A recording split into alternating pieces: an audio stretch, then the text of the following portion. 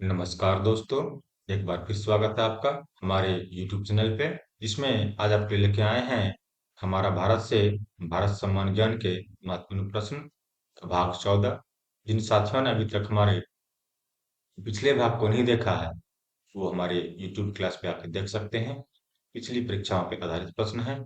सभी प्रश्न जो हैं वो बैंकिंग, एसएससी, रेलवे और ऑल अदर एग्जाम, जितने भी एग्जाम होते हैं वो सभी के लिए इम्पोर्टेंट होते हैं, क्योंकि ये इंडियन जीके का प्रश्न उत्तर है।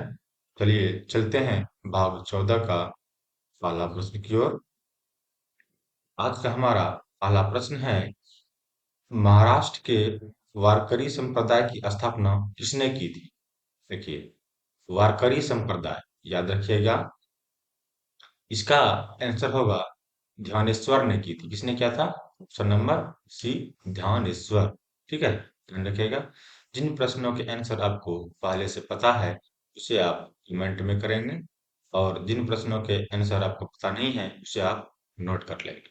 चलिए चलते हैं अगला प्रश्न की ओर। अगला प्रश्न हमारा है, निम्नलिखित में कौन सा संत मोची का कार्य करते थे? देखिए, मोची का कार्य करने वाले संत जो हैं वो थे रैदास। कौन थे? रैदास। Option number D. अगला प्रश्न हमारा है, निम्नलिखित में कौन सा मंदिर वास्तुकला की द्रविड़ शैली की विशेषता है? देखिए, अक्सर पूछे जाते हैं ये शैली के बारे में। द्रविड़ शैली, नागर शैली, ये अक्सर पूछे जाते हैं, तो आप इसे ध्यान में रखेंगे। द्रविड़ शैली की पूछ रही है, इसमें जो है विमान मंदिर है वो द्रविड़ शैली मंदिर है। ठीक है। अगला प्रश्न हमारा है, निम्नलिखित में कौन सी चोल काल का सबसे प्रसिद्ध मूर्ति है?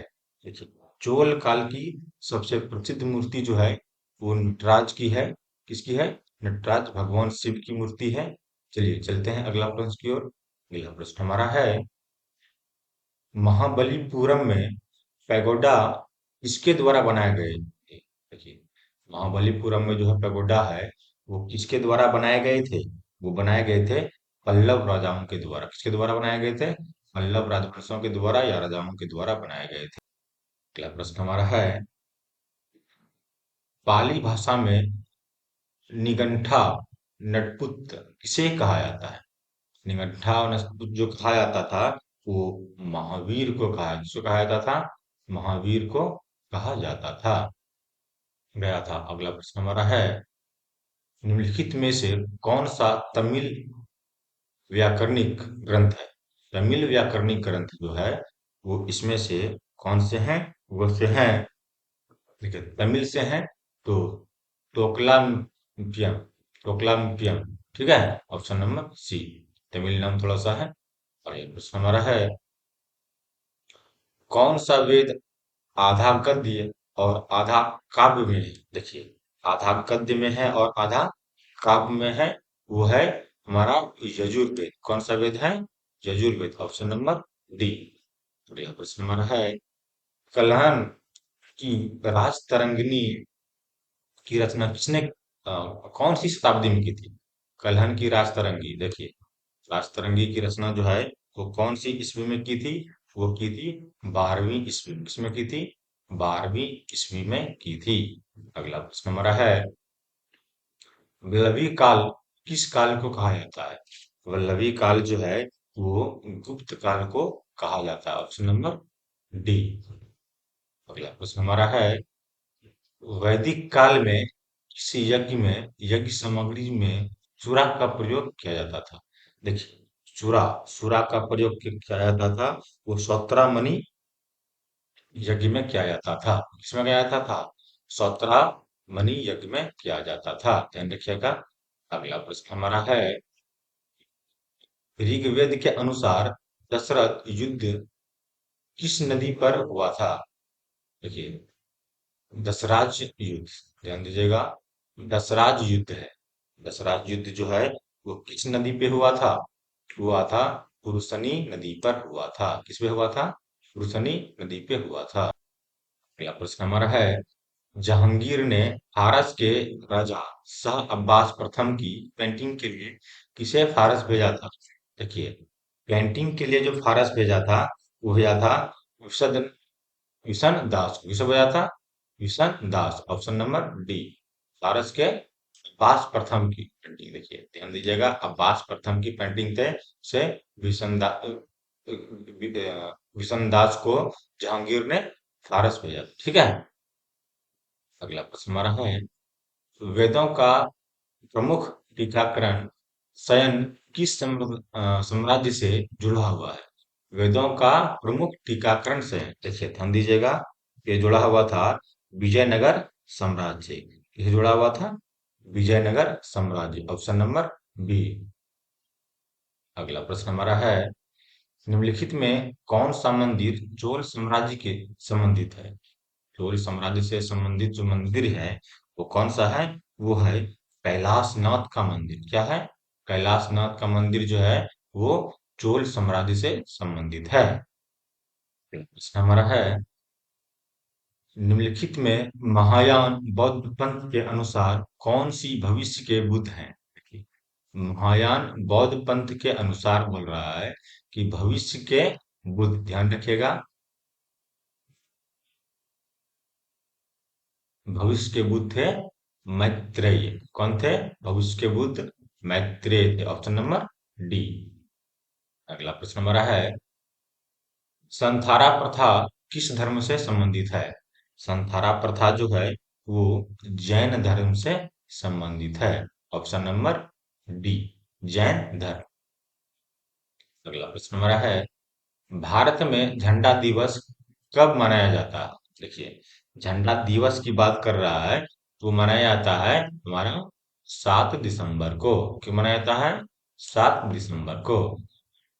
अगला प्रश्न हमारा है, राष्ट्रीय गणित दिवस कब मनाया जाता है? राष्ट्रीय गणित दिवस जो है वो हमारा 22 दिसंबर को मनाया जाता है, ध्यान रखिएगा, आप नोट करके रखिएगा। राष्ट्रीय गणित दिवस जो है वो 22 दिसंबर को मनाया जाता है, ऑप्शन नंबर ए। अगला प्रश्न हमारा है, भारतीय संविधान के किस अनुच्छेद के तहत लोकसभा में अनुसूचित जातियों और जनजातियों के लिए आरक्षण दिया गया है?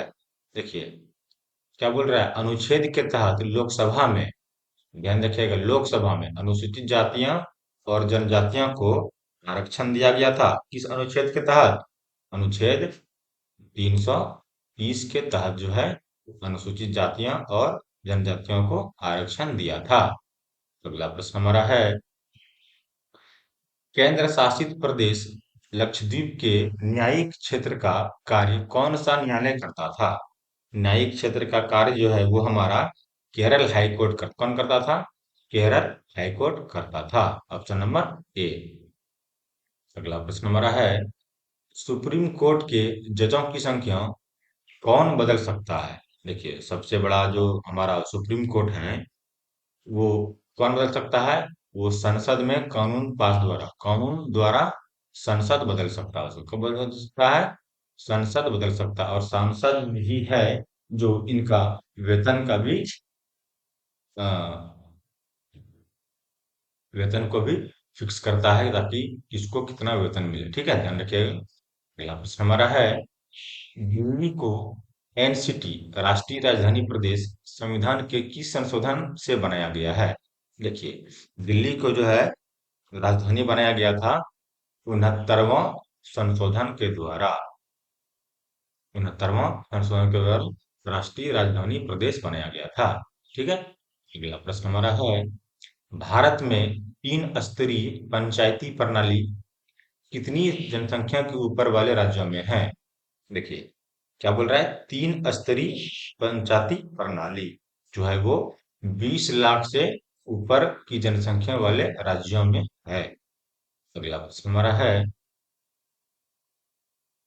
निम्नलिखित में कौन राज्यपाल को उसके कार्यकाल से हटा सकता है? देखिए, राज्यपाल तो क्या बोलते हैं, जब मन तब हटा सकता है। कोई भी कोई भी नहीं, कौन? राष्ट्रपति जो है राज्यपाल को जब मन हो तब हटा सकता है या उसे किसी अन्य राज्य में ट्रांसफर कर सकता है, ठीक है। अगला प्रश्न हमारा है, भारत के संविधान के निम्नलिखित अनुसूची में से कौन सा नया राज्य बनने यानी बनाने के लिए संशोधित किया जाना है? क्या बोल रहा है?